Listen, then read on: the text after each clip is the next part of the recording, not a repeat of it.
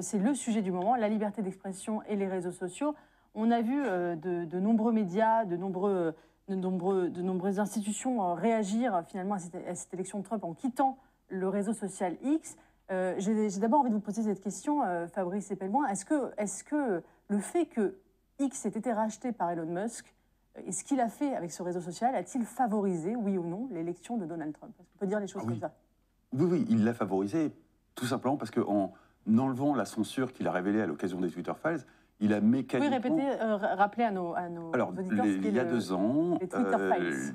Elon Musk, rachetant Twitter, ouvre une partie des archives à une sélection de journalistes, dont des gens comme Matt Taibbi, hein, la personne qui a découvert et documenté le scandale des subprimes, excusez du peu, qui est un journaliste très prestigieux, Barry Weiss, une ancienne du New York Times, des gens comme ça, pour qu'il documente ce qu'il avait lui-même découvert dans les archives de Twitter. Et il nous raconte une quantité d'histoires absolument invraisemblables qui vont du fameux laptop d'Hunter Biden, la façon dont s'est faite l'expulsion de Donald Trump de la plateforme Twitter, et puis la façon dont le FBI a exercé une pression insistante avec la complicité de tout un tas de gens, aussi bien des médias, des ONG, pour obliger Twitter à fermer des comptes désignés comme étant des agents russes, mais en réalité des opposants républicains, qui étaient au début même pas des opposants, vu que Donald Trump était encore au pouvoir, ça fait derrière le dos de Donald Trump. Ainsi que, on va dire, un personnel au sein de Twitter qui a plus ou moins pris en main le contrôle de l'entreprise. On a une défaillance de l'organisation fantastique pour imposer ses propres vues dans la modération de Twitter, ce qui a donné une modération caricaturale. Donc, Au service des démocrates et des progressistes, c'est ça que vous au dites? service de ce que vous qualifieriez de wokisme, qui n'est pas un terme avec lequel je suis très à l'aise, mais toujours est-il que, clairement, avec un énorme biais idéologique, il donne ça à des journalistes qui documentent ça, qui, en réponse, se font excommunier du champ de la bienséance journalistique. Il y a un traitement minimal dans la presse qui consiste à glisser la poussière sous le tapis et de ne pas trop s'attarder sur la violation du premier amendement. Et puis, se passe 2 ans, et puis voilà.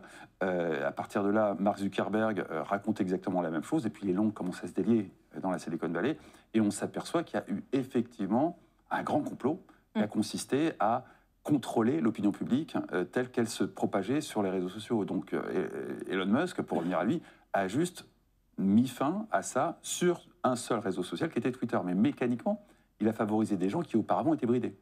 Est-ce qu'il a truqué l'algorithme comme beaucoup l'annoncent? On n'en sait rien, c'est possible. On n'en sait rien. Je rappelle juste que l'affaire Cambridge Analytica, qui était le premier grand trucage d'une élection présidentielle américaine, parce que ce n'est pas la première, en faveur de Donald Trump, on a mis 2 ans à découvrir le poteau rose. Ensuite, les Twitter Files. Facebook, hein. On parle de Facebook. Trucage via Facebook de l'opinion publique de façon à favoriser Donald Trump. Élection de Donald Trump en 2016. Ensuite, les Twitter Files, trucage pour favoriser Joe Biden. Élection de Joe Biden en 2020. Là, 2024, est-ce qu'il n'y a pas eu trucage? J'ai envie de vous dire que statistiquement, pour l'instant, jamais 203, mais on verra bien. À ce stade, ça reste une théorie conspirée, mais c'est probable.